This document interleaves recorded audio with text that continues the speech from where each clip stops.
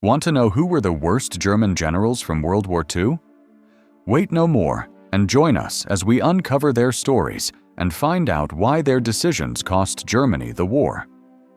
We have compiled a list of 5 German generals we think were the most catastrophic failures of the conflict. So, let's start with number 5 on our list. Number 5. Gerd von Rundstedt. Field Marshal Gerd von Rundstedt was one of the most senior commanders in the German Wehrmacht, serving as Supreme Commander West during the critical Allied invasion of Normandy in 1944. Born in 1875, Rundstedt was a veteran of World War I and had already proven his worth during the 1939 invasion of Poland and the fall of France in 1940, where his army group executed the famous Ardennes breakthrough. By 1944, he was responsible for defending the entire Atlantic Wall, from Norway to the Spanish border. On the night of June 6, 1944, Rundstedt received reports of massive Allied paratroop landings across Normandy at 2:15 in the morning. He dismissed them as a feint.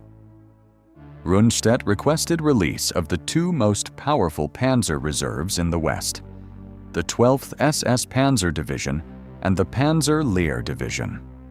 Had those tanks reached the beaches within the first 6 hours, the Allied landings could have been destroyed before a proper beachhead was established. However, the panzer reserves were under Hitler's personal control, and Hitler was asleep. His staff refused to wake him. Rundstedt waited for permission rather than acting on his own authority as Supreme Commander West. By the time Hitler released the reserves at 3:30 in the afternoon, 13 hours had passed.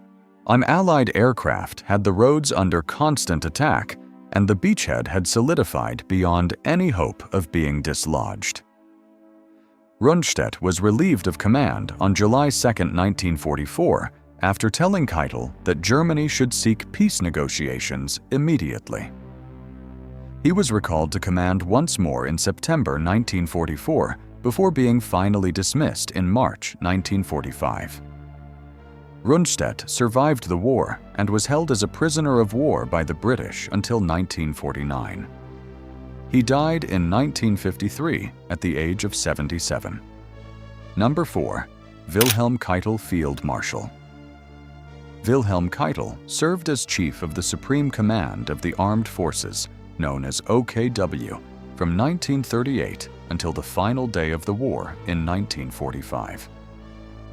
Born in 1882 in Lower Saxony, Keitel served as an artillery officer in World War I before rising through the ranks of the interwar German military as a staff officer and administrator.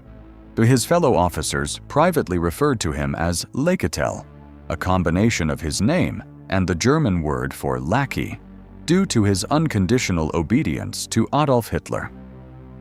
In his role at OKW, every operational order issued from Hitler's headquarters passed through Keitel's hands.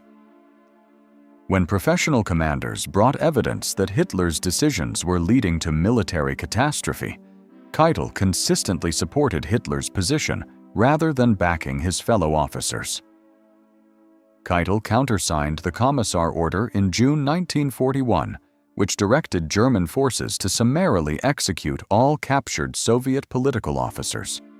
He also signed the Night and Fog Decree in December 1941, ordering the disappearance of resistance fighters and civilians across occupied Europe without trial, notification, or record.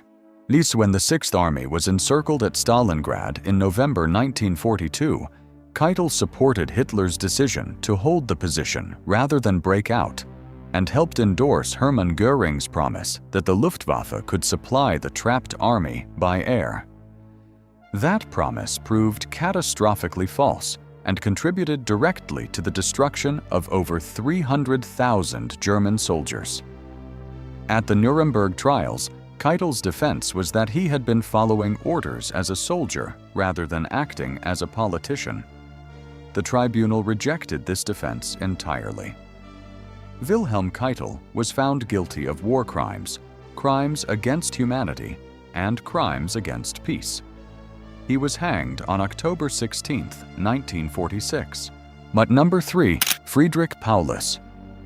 Field Marshal Friedrich Paulus commanded the German Sixth Army during one of the most catastrophic defeats in military history, the Battle of Stalingrad. Born in 1890 in Hesse-Nassau, Paulus was regarded as an exceptionally gifted staff officer. He had helped plan Operation Barbarossa and was considered one of the most technically precise commanders in the Wehrmacht. He was given command of the Sixth Army in January 1942, with orders to capture the Soviet city of Stalingrad on the Volga River. By September 1942, his forces were fighting inside the city in brutal street-by-street urban combat. On November 19, 1942, Soviet forces launched Operation Uranus, driving 2 massive armored pincers through the weaker Romanian forces on the flanks of the German position. Within 4 days, the Sixth Army, 330,000 men, was completely encircled. Every senior German commander on the Eastern Front, including Field Marshal Erich von Manstein, urged Hitler to allow the Sixth Army to break out immediately while the encirclement was still thin. Paulus repeatedly requested permission to break out. Hitler refused every request, ordering the army to hold its position. Paulus obeyed. In December 1942, Manstein launched Operation Winter Storm, driving a relief column to within 35 miles of the encircled army. He sent Paulus a prearranged code word instructing him to break out and move toward the relief force. Paulus refused to move without explicit authorization from Hitler. The relief force was pushed back. The last opportunity to save the army was gone. On January 30, 1943, Hitler promoted Paulus to Field Marshal, as no German Field Marshal had ever surrendered in the history of the German military. The following day, Paulus surrendered to Soviet forces. Of the 330,000 men who had entered the Stalingrad pocket, approximately 91,000 survived to become prisoners of war. Fewer than 6,000 would ever return to Germany. Paulus cooperated with his Soviet captors and made anti-Nazi broadcasts on Soviet radio during the remainder of the war. He settled in East Germany after the war and died in Dresden in 1957 at the age of 66. Number 2. Walter Model Field Marshal. Walter Model was one of Adolf Hitler's most trusted and capable defensive commanders, earning the nickname Hitler's Fireman for his ability to stabilize collapsing situations on the Eastern Front. Born in 1891 in Genthen, Prussia, Model joined the Nazi Party early and rose quickly through the ranks of the Wehrmacht. He commanded with considerable success during the invasions of Poland, France, and the Soviet Union. In March 1944, he was promoted to the rank of Field Marshal. Model was appointed Commander-in-Chief of the Western Front in August 1944, following the relief of Field Marshal Gunther von Kluge. He was unable to halt the Allied advance across France and Belgium. In September 1944, his Army Group B successfully defended Arnhem against the British airborne assault during Operation Market Garden, preventing the Allies from securing an early route into Germany. Model commanded Army Group B during the Battle of the Bulge in December 1944, Germany's last major offensive operation in the West.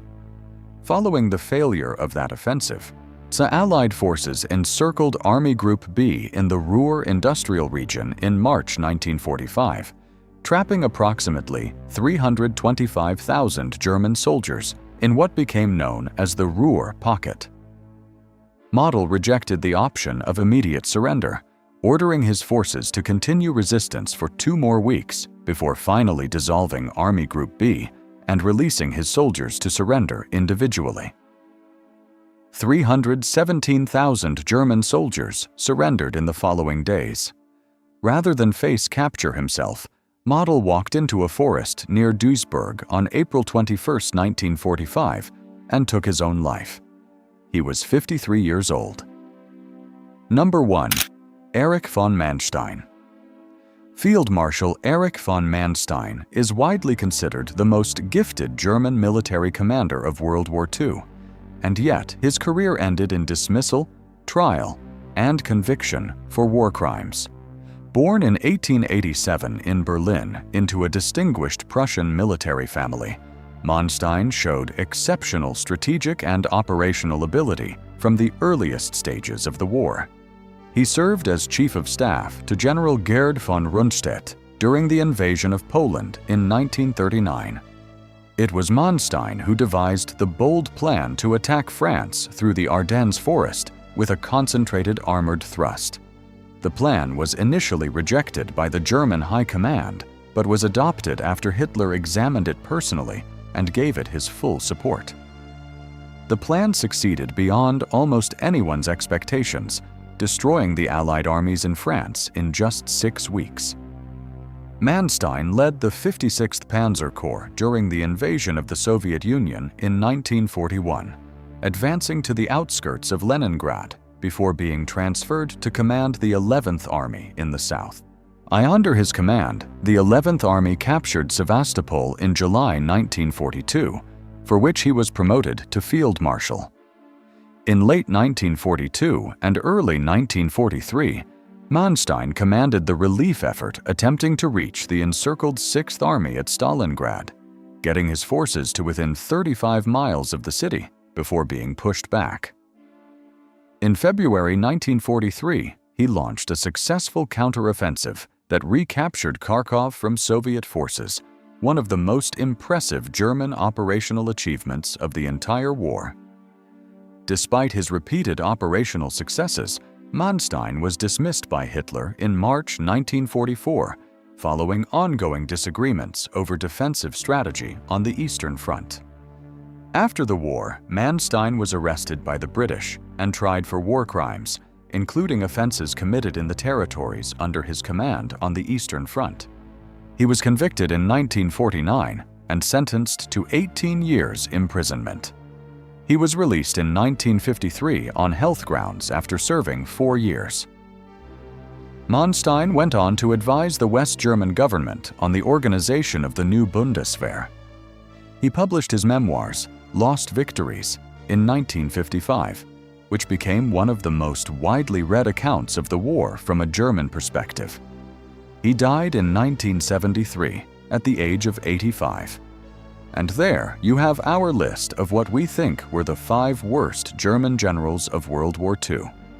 We hope you enjoyed the video. Please leave a comment down below with your thoughts, and don't forget to like today's video. Subscribe to the channel as an offering to the gods of the algorithm. We'll see you in the next video. Thanks for watching.